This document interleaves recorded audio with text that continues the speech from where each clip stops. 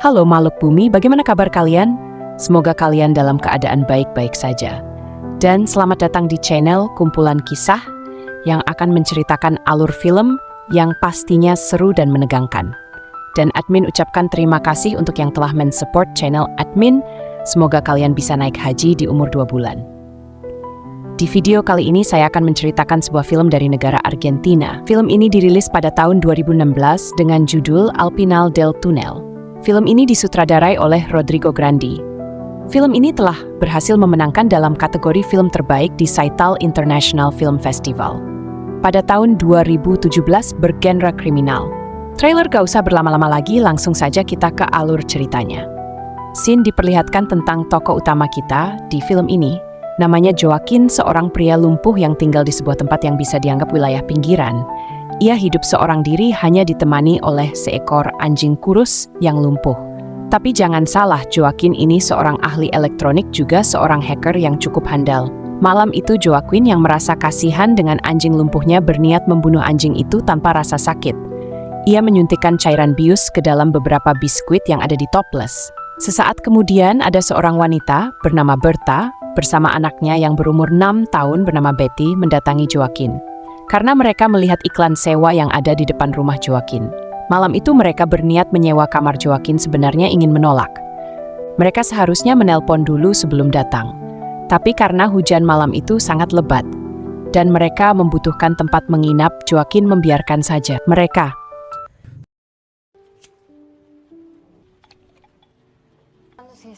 No, mira. Pasa. Setelah meletakkan semua barang yang dibawa, serta menjelaskan tentang dirinya yang kerja sebagai seorang penari striptease. Namun saat mendengar penjelasan itu, Joaquin tidak terlalu peduli dengan profesi Berta.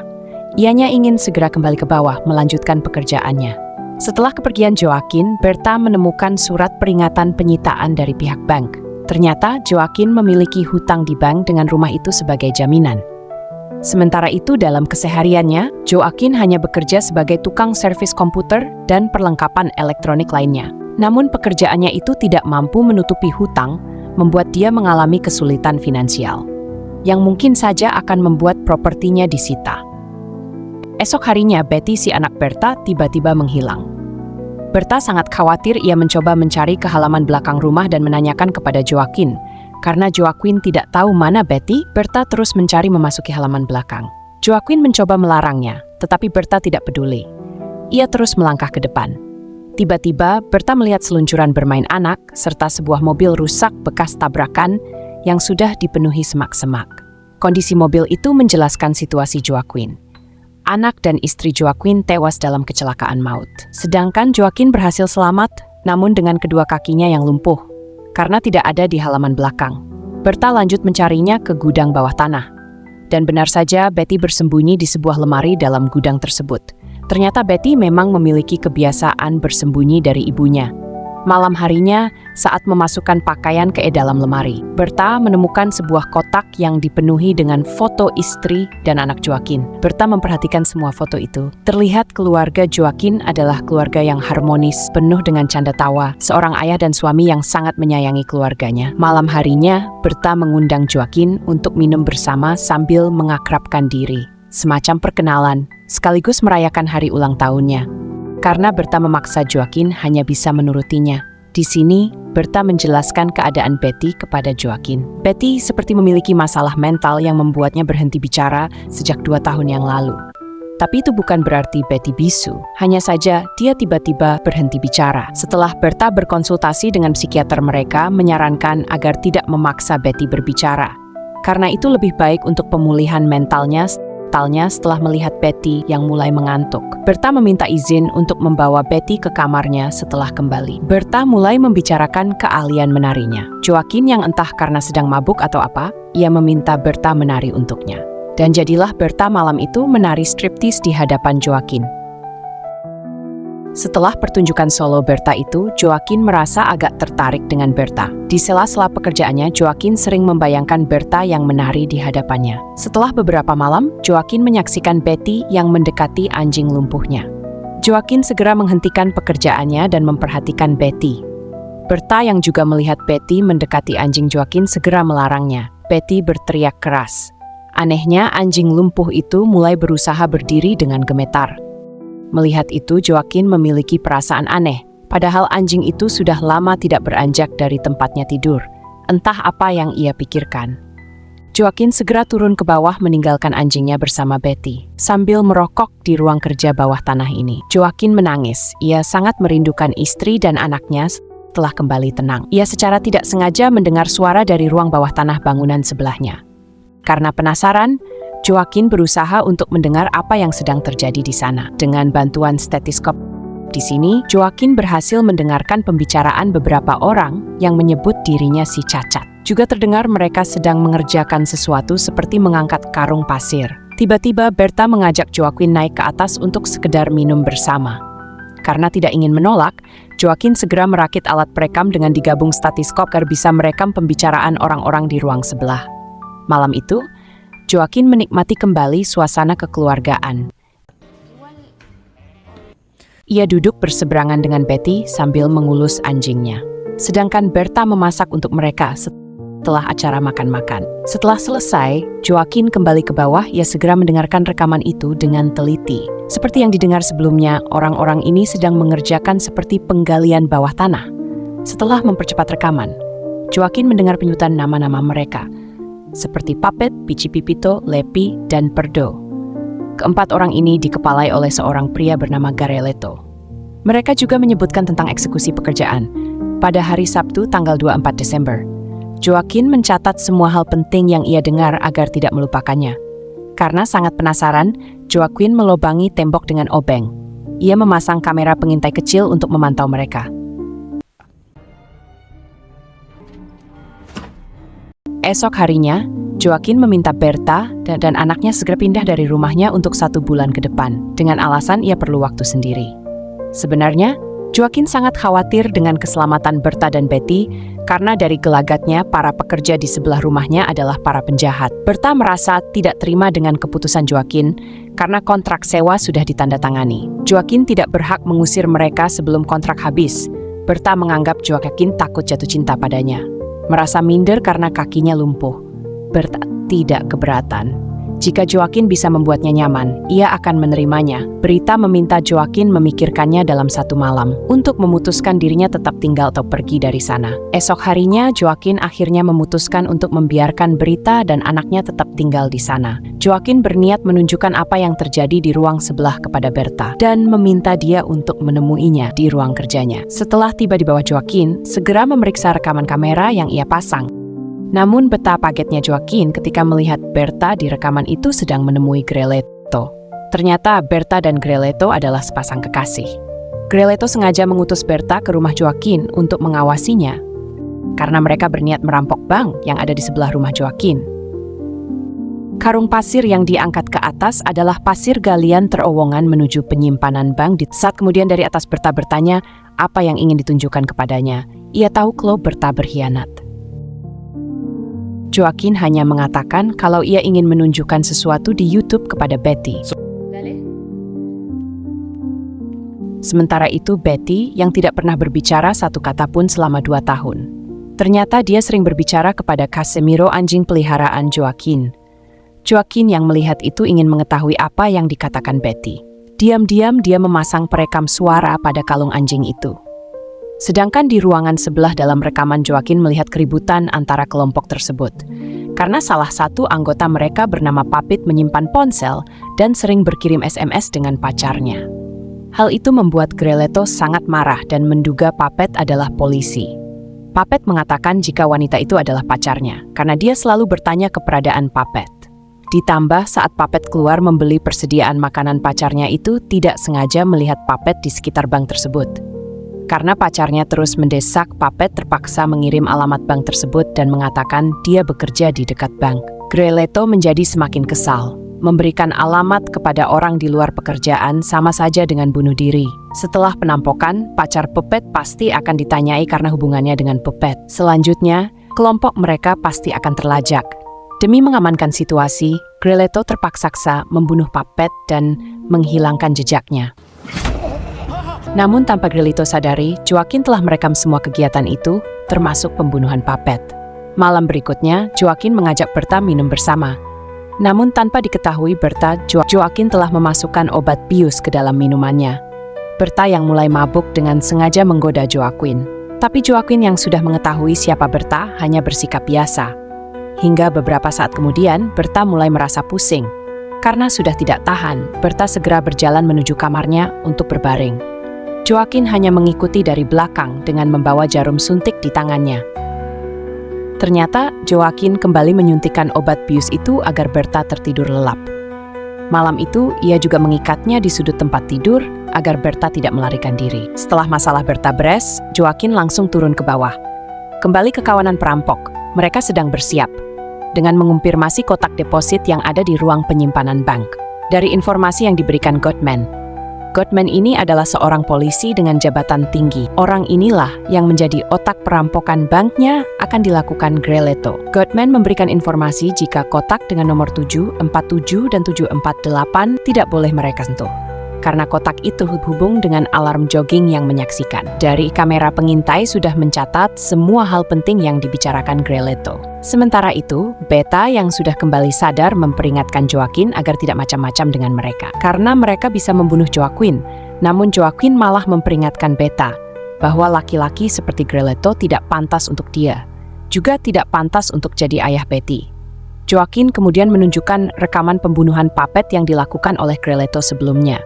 Setelah melihat rekaman itu, Berta mulai merasa takut. Ia mulai sadar jika Grelito bukanlah laki baik yang selama ini ia kenal setelah keluar dan mengunci pintu. Joaquin mengatakan kepada Betty kalau ibunya sedang sakit. Joaquin menawarkan kepada Betty untuk tidur di kamar bekas anaknya. Ia juga memperbolehkan Betty tidur bersama anjingnya. Ternyata Joaquin melakukan semua itu karena ia berniat mencuri hasil perampokan yang dilakukan oleh Leto dan rekan-rekannya. Joaquin ingin mencuri dengan menggali terowongan yang melewati bawah rumahnya. Bahkan untuk bisa melakukan itu, Joaquin sampai melatih tubuhnya agar bisa menjangkau uang dari terowongan yang melewati bawah rumahnya. Selanjutnya, Joaquin mulai melobangi lantai rumahnya agar bisa membebol terowongan. Ia juga membuat penutup lubang dan menyamarkannya menggunakan busa, yang nantinya diolesi dengan lem untuk merekatkan pasir di permukaannya, agar terlihat seperti tanah galian. Joaquin kembali menemui Berta untuk memberitahu kalau dirinya akan mencuri uang rampokan itu lewat terowongan. Ia sudah menggali lubang untuk mencurinya. Berta sangat takut. Ia mencoba membujuk Joaquin agar tidak melakukannya, karena Grelito pasti akan membunuhnya. Namun, Joaquin tidak peduli. Ia sudah memutuskan. Setelah pencurian berhasil, ia akan membawa Berta dan Betty untuk hidup bersama di tempat yang jauh. Seperti sebelumnya, Joaquin terus mengawasi pekerjaan Grelito. Kali ini terjadi masalah cukup serius. Jalur galian mereka terhalang oleh pipa saluran air. Mereka memutuskan untuk merubah rute terowongan, juga merubah hari eksekusi, yang tadinya tanggal 24 menjadi tanggal 25 di hari Minggu. Keranjang pemindah uang juga diganti dengan keranjang dengan penutup terkunci. Hal itu juga membuat rencana Joaquin menjadi berantakan. Joaquin memutuskan memeriksa sendiri terowongan Galliani itu untuk melihat bagaimana cara ia bisa mengambil hasil rampaukan.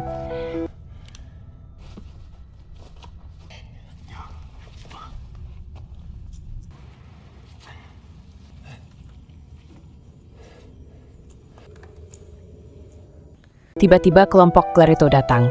Mereka ingin memperbaiki jalur kabel lampu yang terputus. Joaquin yang hampir tertangkap berjuang sekuat tenaga untuk menghindar. Untungnya, ia sempat bersembunyi di belokan jalur galian pertama yang gagal. Setelah kabel diperbaiki, para perampok segera kembali ke atas. Pedro, no tenga problema, no tenga tonta. Siempre que viene alguien nuevo. Joaquin juga segera kembali karena obat tidur Berta akan segera berhenti efeknya. Setelah menyuntik kembali Berta dengan obat bius, Joaquin mencari keberadaan Betty. Akan tetapi Betty tidak ada di kamarnya. Ia menghilang karena khawatir Joaquin bergegas turun ke bawah mencari Berta, hingga membuat kursi rodanya terbalik. Terpaksa dengan sekuat tenaga, Joaquin turun bergelantungan di tangga. Ternyata Betty terlihat di ruang sebelah. Sialnya Grelito dan anak buahnya juga datang. Karena takut Betty segera bersembunyi di bawah tangga. Hari itu otak perampokan si Goodman juga datang. Ia memberikan pengarahan terakhir tentang apa saja yang harus diambil ketika berada di berangkas penyimpanan bank. Tiba-tiba Levi mengatakan kepada Greletto kalau arloji yang ia tinggalkan di ruangan itu telah menghilang. Namun, mereka tidak peduli dengan arloji milik Levi. Gottman kembali mengingatkan ada kotak penyimpanan yang tidak boleh disentuh karena terhubung dengan alarm. Gottman menambahkan agar Greletto mengambil isi dari kotak penyimpanan nomor 155 untuknya, karena di dalamnya terdapat rahasia para pejabat korup.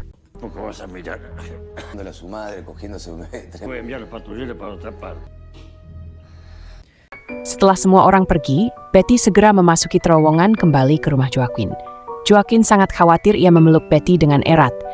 Ia telah menganggap Betty sebagai pengganti anaknya.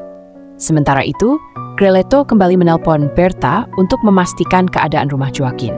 Namun, Berta yang mencoba kabur menolak bekerja sama untuk membantu Joaquin mengangkat telepon dari Greletto. Untuk membujuk Berta, Joe juga akan memutar rekaman yang ia pasang di kalung anjing sebelumnya. Terdengar kalau Betty berbicara dengan anjing Joaquin, Betty mengatakan kalau ia telah bermain dengan Greletto, dengan cara yang sama seperti ibunya bermain dengan Greletto.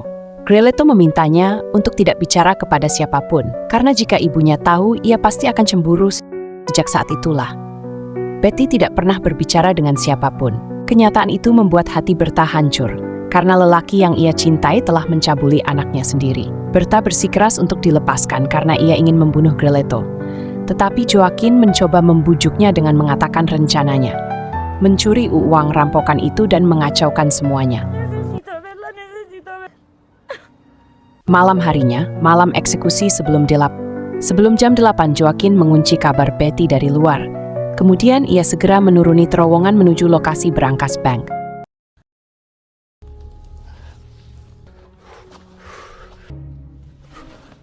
Joaquin merangkak dengan tangannya.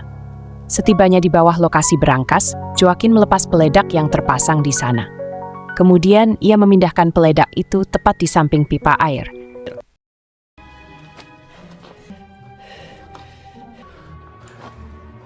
Joaquin berniat mengacaukan perampokan itu. Kemudian, Joaquin memecahkan lantai berangkas tersebut dengan pahat beton dan masuk ke sana. Setelah berhasil mencuri satu berangkas yang dipenuhi dengan uang tunai, Joaquin segera turun ke bawah berniat untuk kembali. Namun sebelum ia berhasil kembali, Greletto dan anak buahnya sudah datang bersiap menekan tombol peledak. Terpaksa, Joaquin kembali masuk ke ruang berangkas menghindari ledakan. Saat kelompok Greletto sedang menyedot debu bekas ledakan, Joaquin berhasil kembali ke rumahnya. Dengan segera, ia menutup kembali lubang galian itu, sehingga Greletto dan anak buahnya tidak tahu kalau Joaquin telah mengacaukannya. Dengan nafsu serakah ingin mendapatkan banyak uang, anak buah Greletto segera memasuki ruangan berangkas. Mereka mulai menjongkel satu persatu kotak penyimpanan dan memasukkan semua uang yang mereka temukan ke dalam keranjang sebanyak mungkin untuk memindahkannya. Namun baru satu keranjang berhasil dipindahkan. Terowongan itu mulai tergenang air. Biji salah satu anak buah Greletto berusaha kembali lebih dulu. Namun sial, kebocoran itu semakin membesar. Dengan cepat memenuhi terowongan, Biji yang melihat Joaquin segera meminta tolong. Namun Joaquin tidak menghiraukannya. Ia menutup kembali lubang galian itu hingga membuat Biji tenggelam.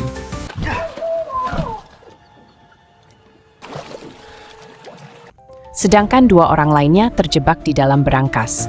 Mereka pasrah di sana menunggu ditangkap polisi. Joaquin segera menyingkirkan semua jejak yang ia buat. Ia juga melepas semua bagian dari penutup lubang galian untuk menghindari keterlibatannya. Setelah itu, Joaquin segera membangunkan Berta. Namun Berta tiba-tiba memukulnya. Berta mengatakan jika aksi Joaquin mencuri uang itu membuat Greletto murka dan tentu saja akan membunuh Joaquin. Joaquin kemudian menawarkan untuk kabur bersama serta melupakan Greletto. Mereka bisa memulai hidup baru dengan uang yang berhasil dicuri. Namun Berta menolaknya. Dengan terpaksa Joaquin memukul balik Berta kemudian membiusnya karena ruang berangkas terendam air. Alarm langsung berbunyi, tidak butuh waktu lama, polisi mulai berdatangan. Aksi perampokan itu segera ketahuan. Joaquin yang tubuhnya dipenuhi kotoran dan darah segera membersihkan diri. Kemudian ia menggunakan jas hujan. Ia menemui polisi yang bertugas di sana dengan mengatakan jika ruang bawah tanahnya kebanjiran. Lantainya runtuh karena genangan air. Namun polisi itu melarangnya berada di sana dan memintanya kembali ke rumah untuk mempermudah penyelidikan. Selanjutnya, polisi yang dipimpin Gottman mendatangi rumah Joaquin untuk memeriksa seluruh ruangan yang ada di sana.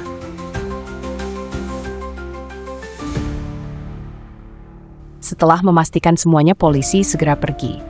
Namun Gottman tidak langsung pergi. Ia memberikan nomor teleponnya kepada Joaquin agar Joaquin menghubunginya jika menemukan sesuatu. Beberapa saat setelah Gottman pergi, Clereto bersama Lepi dan Pedro mendatangi rumah Joaquin dan mengaku sebagai polisi. Joaquin yang mengetahui identitas mereka semua mencoba bersikap tenang mengikuti permainannya. Clereto kemudian menanyakan apakah ada orang lain di rumah itu. Joaquin mengatakan jika dia sekarang tinggal sendiri. Namun beberapa hari sebelumnya memang ada wanita dan anak kecil menyewa kamar di atas. Akan tetapi beberapa jam yang lalu, wanita itu telah pergi untuk mencari apartemen. Namun saat Clereto hampir percaya dengan perkataan Joaquin, Betty malah keluar dari kamarnya. Mengetahui Joaquin telah berbohong, Clereto segera pergi ke atas. Dan ia menemukan Berta yang masih belum sadar karena bius. Clereto kemudian menanyai Joaquin kenapa ia berbohong. Joaquin hanya menjelaskan kalau Berta sendiri yang memintanya untuk berbohong. Merasa tidak puas dengan jawaban Joaquin, Clereto langsung menyiksa dia.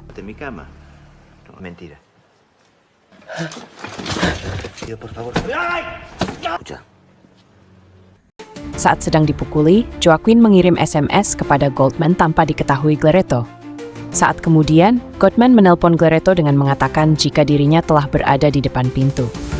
Clereto yang kesal langsung menyeret Goldman ke dalam rumah dengan menodongkan senjatanya. Goldman mengatakan jika dia diminta oleh Joaquin untuk datang karena terjadi keributan di rumahnya. Clereto menduga mereka bekerja sama untuk menjebaknya. Karena kemarahannya, Clereto berniat membunuh Joaquin. Saat nyawa berada di ujung tanduk, Joaquin tiba-tiba berteriak memanggil nama Lepi. Joaquin mengaku jika Lepi sering menemui Berta pada malam hari dengan cara menyelinap melalui teras rooftop. Semua kegagalan itu adalah rencana Lepi dan Berta. Mereka meminta Joaquin mencuri uang dari keranjang dengan cara membuat lubang terowongan. Kemudian, uang itu akan dibagi 3. Joaquin dengan sengaja mengatakan itu untuk membuat Clereto dan Lepi saling curiga. Untuk meyakinkan Clereto, Joaquin menunjukkan lemari jam kecil, meminta Clereto memeriksanya. Ternyata di dalam lemari kecil itu ditemukan jam tangan milik Lepi yang hilang. Joaquin mengatakan jika Lepi meninggalkan jam tangan itu saat menyelinap menemui Berta. Namun yang sebenarnya, jam itu diambil oleh Betty yang sempat menyelinap ke ruang sebelah. Melihat Clereto termakan fitnah Joaquin, Lepi segera menembak Pedro mengenai lehernya. Clereto juga menembak Lepi hingga tewas saat itu juga. Clereto histeris karena Pedro yang tewas itu adalah adiknya. Saat Clereto meratapi kepergian Pedro, Berta yang telah sadar mendatangi mereka dengan menodongkan pistol tepat di kepala Clereto. Gottman akhirnya bangkit. Ia menawarkan kepada Joaquin untuk membereskan semua mayat di sana. Tapi dengan imbalan semua uang yang telah dicuri Joaquin diserahkan kepadanya. Mendengar itu, Joaquin memperlihatkan rekaman, di mana Goldman bertemu dengan Clereto untuk merencanakan perampokan tersebut. Merasa terancam dengan bukti yang ada di tangan Joaquin, Goldman menodongkan senjatanya ke arah Betty. Dengan terpaksa, Joaquin menyerahkan tas berisi uang tersebut dan menghapus rekamannya. Karena merasa sangat senang, Goldman mengambil cemilan dalam lemari jam kecil. Ia memakan cemilan itu sambil tertawa, karena ia merasa telah menjadi sang pemenang. Saat sedang menyetir, Goldman mulai puyeng. Hingga akhirnya ia menabrak sebuah truk ketika memasuki empatan jalan. Mayat yang dibawa Gottman dalam bagasi mobilnya juga terlihat keluar. Ternyata biskuit yang dimakan Gottman adalah biskuit yang disuntikkan obat bius untuk melumpuhkan anjing tanpa rasa sakit di awal film. Sedangkan tas yang diambil Gottman itu hanya berisi kertas. Joaquin telah menyembunyikan uang itu di tempat yang aman. Setelah beberapa bulan, Joaquin memutuskan untuk menjual rumahnya. Ia memilih pergi dari sana, memulai hidup baru bersama Berta dan Betty. Dengan uang penjualan rumah ditambah uang curian itu, mereka bertiga memulai kembali hidup baru di tempat yang baru dan film pun tamat. Oke, terima kasih untuk yang sudah menonton. Jika kalian suka videonya, like dan komen. Sampai jumpa di video selanjutnya.